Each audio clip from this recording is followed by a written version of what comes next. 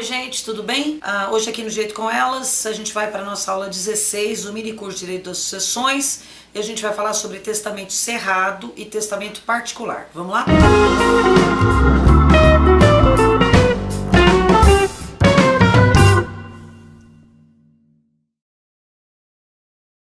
Bom, gente, o testamento cerrado vai do artigo 1868 do Código Civil até o artigo 1875 e o testamento particular do artigo 1876 ao artigo 1880. Vamos começar falando um pouquinho sobre o testamento cerrado. O testamento cerrado tem esse nome peculiar porque ele é um testamento onde você vai fazer o seu testamento, você pessoalmente, a pessoa faz o testamento, e ninguém conhece o conteúdo. A única pessoa que sabe o conteúdo do testamento cerrado é o próprio testador.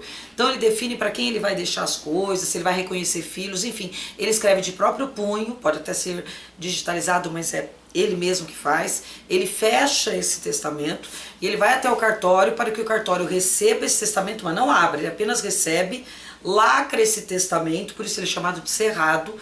Antigamente ele era costurado, cerzido ou cerrado. E depois que ele é fechado no cartório, ele é do lado de fora, depois que ele está lacrado, fechado, do lado de fora se escreve os nomes das duas testemunhas que presenciaram o fato de ter sido entregue o testamento, as duas pessoas assinam e o testador também assina, e é entregue de volta para o testador para ele guardar onde ele quiser, no cofre ou entregar para a pessoa da confiança dele.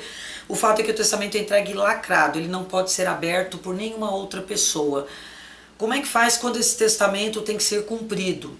Quando o testamento for cumprido, chegar o momento que a pessoa falece, tem que ser cumprido, esse testamento tem que ser entregue ao juiz que vai realizar uma audiência e vai abrir esse testamento cerrado na presença dos interessados, dos herdeiros, e dizer qual é o conteúdo dele. Então aqui, o que tem de peculiaridades nesse testamento? Então ele vai ser escrito pelo próprio testador, vai ser assinado pelo próprio testador e entregue ao cartório. O tabelião então vai ser entregue ao tabelião na presença de duas testemunhas, conforme está previsto em 1868. O testamento cerrado pode tanto ser digitado quanto escrito de próprio punho, só que desde que exclusivamente somente o testador conheça o conteúdo. O tabelião, de acordo com o artigo 1869, deve começar o auto de aprovação imediatamente depois da última palavra do testador, declarando sob sua fé que o testador lhe entregou para ser aprovado na presença das testemunhas, passando a cerrar e coser o instrumento aprovado, ou seja, ele fecha e costura o testamento que foi entregue. Então ele é totalmente lacrado, fechado, cerrado, portanto, costurado literalmente.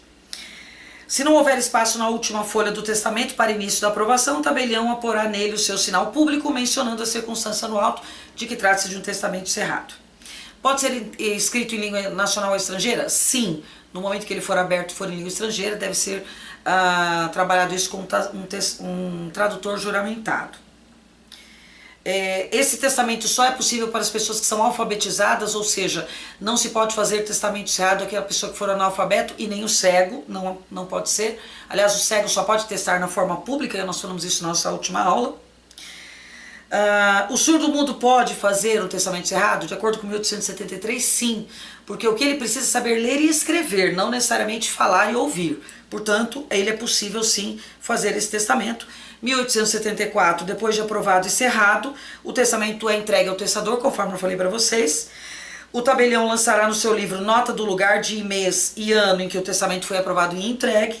E falecido o testador, o testamento será apresentado ao juiz, que o abrirá e o fará registrar, ordenando que seja cumprido, se não achar vício externo que o torne eivado de nulidade ou suspeito de falsidade. Ou seja, se o testamento cerrado tiver suspeitas de já ter sido violado, o juiz pode anular todo o testamento e nenhuma das disposições lá valerá.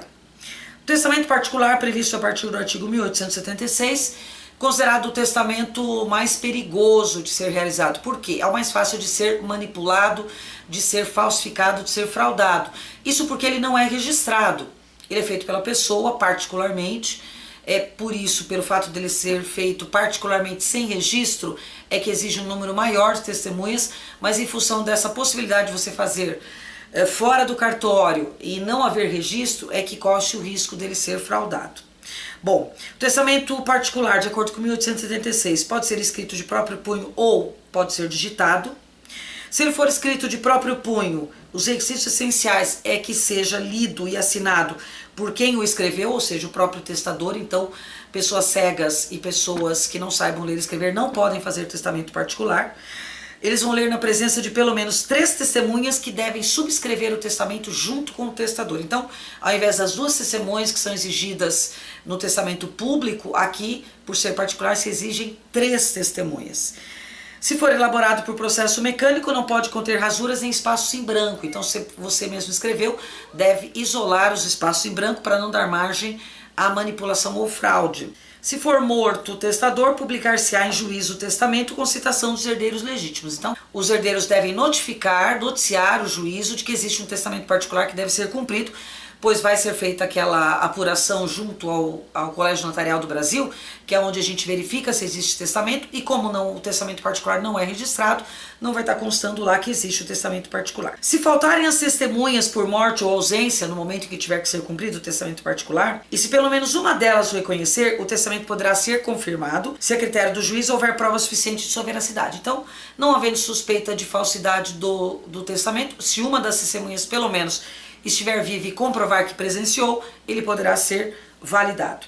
Em circunstâncias excepcionais, artigo 1879, declaradas numa cédula testamentária, ou seja, desde que essas circunstâncias especiais sejam colocadas no próprio testamento, o testamento particular de próprio punho e assinado pelo testador sem testemunhas poderá ser confirmado a critério do juiz. Então, se, por exemplo, a pessoa estiver morrendo, estiver num lugar isolado e não tiver testemunhas e ela quiser fazer um testamento e ela fazer referência a esse momento em que não há testemunhas, pode ser, se o juiz se convencer da veracidade, que esse testamento seja validado, mas isso ficará a critério do juiz. Uma coisa bem difícil de acontecer, mas, de acordo com 1879, possível. 1880, o testamento particular pode ser escrito em língua estrangeira, contanto que as testemunhas a compreendam. Então, se as testemunhas forem do mesmo idioma ou forem da mesma nacionalidade que o testador, não será problema em confirmar o testamento. Então, essas são as disposições de testamentos especiais, que é o testamento cerrado, que é bem diferente, e o testamento particular, que são as formas menos comuns de testamento que a gente tem. A forma mais comum que a gente tem,